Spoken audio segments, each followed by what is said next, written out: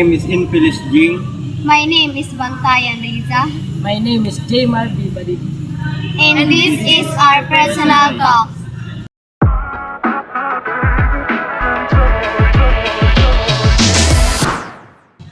Let me ask you guys, what makes you happy? Simple. Just learning new things in life, like riding motorcycles, jogging in the sun, and especially spending time with my love. For me, when I'm with my girlfriend, when I have money, when I'm workers. It's quite interesting. How about you? For me, what makes me happy is spending quality time with my loved ones, bonding with my friends, and receiving compliments from other people, and also when I have money too. How about you? Well, for me, spending time with my friends and loved ones, eating together and just enjoying the day, that's what makes me happy. For the second question, what's one thing you're grateful for today? One thing that I'm grateful for today is I wake up this morning for new day, new beginnings, and also my loved ones is safe always. I wake up, my family is safe, and also me as always. Lastly, when I see my loved one. How about you? Supportive friends, supportive family, and most importantly, a morning coffee. For you, what's one thing that you're grateful for today?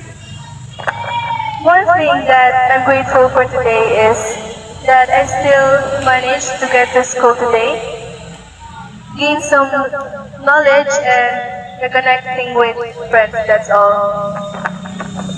Wow, that's interesting. Guys, for the third question is, what is the biggest challenge you face as a student? I'm an introvert and participating. Last discussion can be intimidating and dangerous for me. For me, the most challenging thing I've faced is struggling to understand certain subjects and dealing with a heavy workload. How about you? What's the biggest challenge you faced as a student? For me, the biggest challenge is time management and balancing schoolwork and also personal life.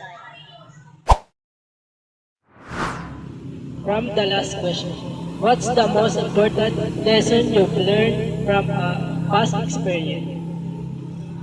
For me, one of the most important lessons I've learned from the past is do not force anything. Know your value, don't settle for less. Be okay with being alone till you find those people who really genuinely care for you.